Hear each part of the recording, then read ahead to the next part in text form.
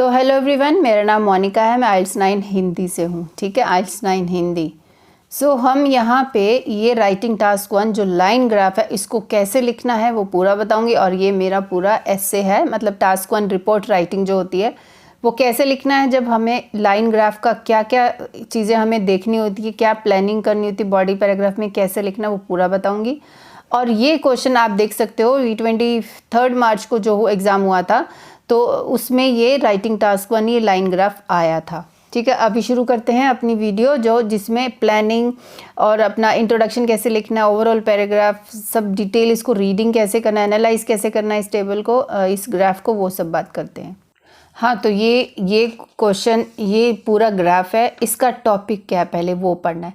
Domestic access to modern technology. ठीक है, domestic access to modern technology, ये UK का दिखा है, ये क्वेश्चन स्टेटमेंट में लिखा है। तो इसके अंदर और क्या है, ये मुझे अब दिख रहा है 4 लाइनें। एग्जाम में तो कलरफुल लाइनें नहीं होती हैं, तो ये डिज़ाइन बने होते हैं। जैसे मैंने ये डिज़ाइन बनाया, किसी में ऐसे गोल गोल डिज़ाइन बना होगा, लाइन ग्राफ का डिफरेंट डिज़ाइन बना होगा। तो ये पहली रेड वाली लाइन सीडी प्लेयर, फिर होम कंप्यूटर, फिर मोबाइल फ़ोन, फिर इंटरनेट एक्सेस, मतलब 4 कैटेगरीज दी हैं। और ये यहाँ लिखा है परसेंटेजेस, 0 से लेकर 100% उसने दिया है। एंड यहाँ 4 ईयर्स दिया है, मतलब 2003 तक, मतलब कि ये तो श्योर है कि ये पास्ट में ही है सब कुछ। ठीक है, तो ये 4 कैटेगरीज हो गई। अब उसके बाद क्या देखना है, हमने ये सब पढ़ लिया। अब देखो भाई, ग्राफ की ट्रेंड ऊपर जा रहा है या नीचे जा रहा है। ये सभी ग्राफ देखो मुझे दिख रहे हैं, सब ऊपर जा रहे हैं, अपवर्ड ट्रेंड है, ये डाउनवर्ड कोई नहीं है। लेकिन ये वाला जो है ना, यहाँ से चला और वो बिल्कुल ऊपर वाले के नज़दीक पहुँचा, और फ्लक्चुएशंस तो हुई हैं इसमें भी थोड़ी बहुत, लेकिन ये यहाँ इस होम कंप्यूटर को काटता हुआ, इंटरसेक्ट करता हुआ हम ये आगे पहुँच गया। और इंटरनेट एक्सेस का भी देखो कितना अच्छा ग्राफ जा रहा है, अच्छे से अंडर 20 में शुरू हुआ था, फिर ये कैसे ऊपर जा रहा है। तो मतलब ये सब ऊपर जा रहे हैं। अब ये हमने ओवरऑल भी इसको देख लिया है कि ओवरऑल हम क्या कह सकते हैं। अब चलते हैं क्वेश्चन स्टेटमेंट जो है और इसको कैसे पैराफ्रेज करना है। देखो, क्वेश्चन स्टेटमेंट पढ़ लेंगे, लेकिन 20 मिनट्स हमें मिलेंगे। ये देख लो, 20 मिनट्स में हमें फर्स्ट 5 मिनट्स कम से कम इसको, या 3 मिनट्स लगा लो, क्योंकि ये छोटा सा, इसमें इन्फॉर्मेशन ज़्यादा नहीं थी। नहीं, कई बार तो क्या पाई चार्ट वगैरह में ज़्यादा इन्फॉर्मेशन होती है, टेबल भी साथ में होता है, तो 5 मिनट लग जाते हैं प्लानिंग में।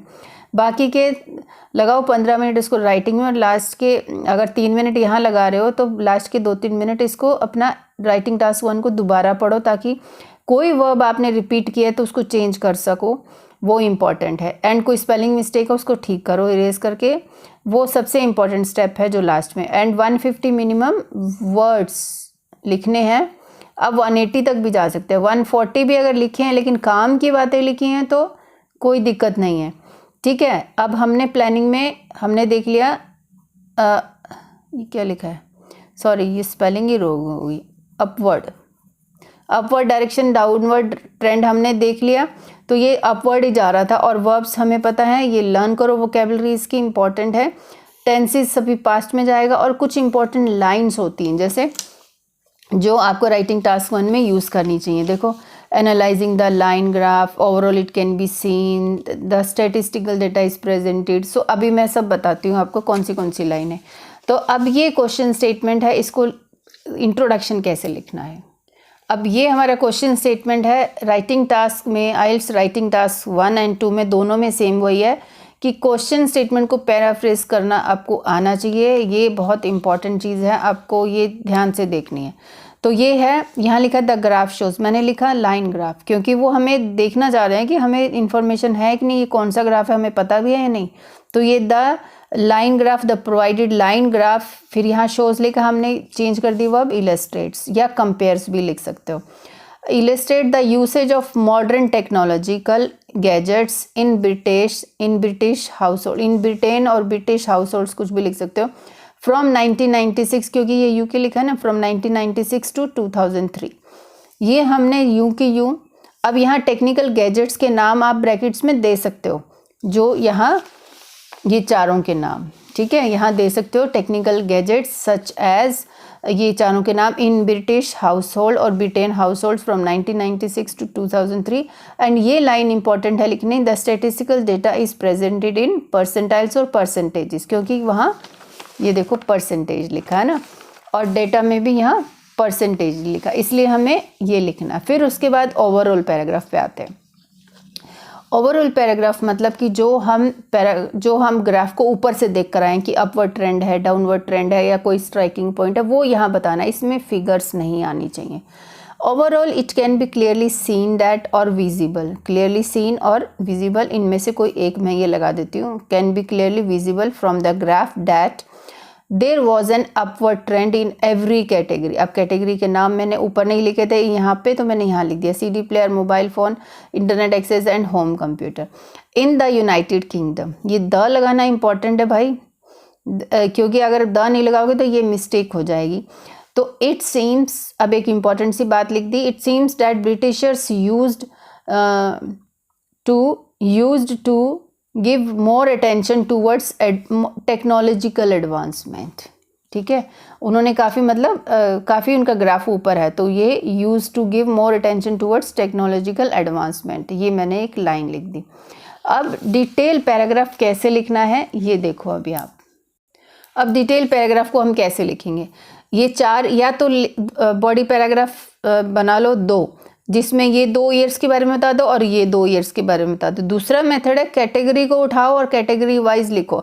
जैसे यहाँ 4 कैटेगरीज हैं, तो 2 कैटेगरी को ले लो एक पैराग्राफ में, दूसरी 2 को ले लो दूसरे पैराग्राफ में।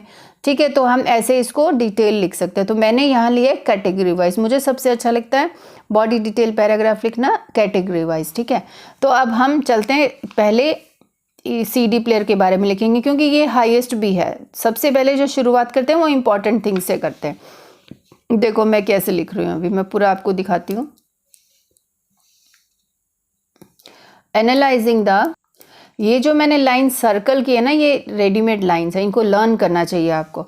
Analysing the line graph for more details in CD category, in CD group, CD category, in usage of CD category बोल सकते हो, in excess of CD category in house holds, between house holds, इससे start कर सकते हो।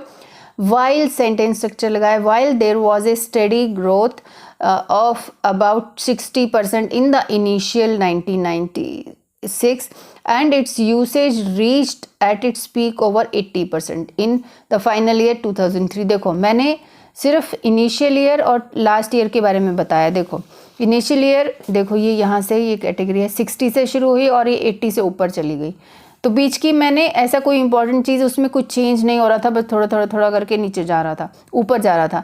तो मैंने ये और ये बताना, इनमें क्या होता है, इन ग्राफ्स में इनिशियल ईयर और लास्ट ईयर का कंपैरिजन बहुत इंपॉर्टेंट होता है। बीच में कुछ इंपॉर्टेंट नहीं है तो मत लगाओ। तो मैंने ये एक ही लाइन में इसका ख़त्म कर दिया। फिर सेकंड, इसके बारे में ये देखो 20 और 40 के बीच में, और 30 भी नहीं है पूरा, मतलब सेंटर में नहीं है, तो मैंने 28 बनाया। तो यहाँ से शुरू हुआ अपना next. Where as in case of home computers in Britain houses which had risen its excess from 28% to 55% in 1996 and 2003 respectively। तो मतलब ये रिस्पेक्टिवली वर्ड भी लगाना जब आप कंबाइन कर देते हो चीज़ों को। फिर उसके बाद हाउएवर, फिर मैं अगली लाइन बता रही हूँ इस इंटरनेट के बारे में।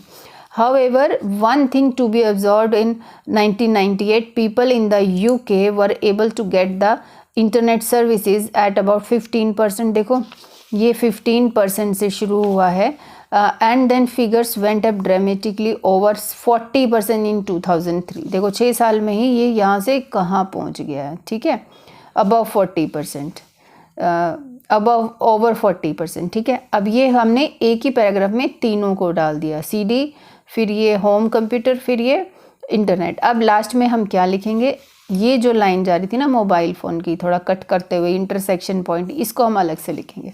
It is worth noted that the access to cell phones experienced a slight fluctuation between just under 20% in 1996। देखो ये 20% से शुरू हुआ, बिटवीन उससे भी नीचे। ठीक है, under 20% in 1996 and 65% which was almost touching with the number latest CD player in the final time period 2003। ठीक है, and at certain point ये अब इसके बारे में हम लिख रहे हैं, intersection, and at certain point around the year 1998 this line graph intersected home computer graph. Mobile phones got special recognition among Britishers.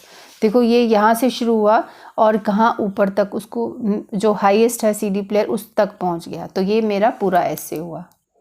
तो ये लाइन ग्राफ था, ये हमारा क्वेश्चन था. इसके लिए देखो हमने क्या लिखा है, ये हमारा इंट्रोडक्शन है, इंट्रोडक्शन फिर ओवरऑल पैराग्राफ फिर बॉडी 1 पैराग्राफ फिर बॉडी 2 पैराग्राफ. देखो ये हमने लिखा है, ये हमारा पूरा ऐसे है.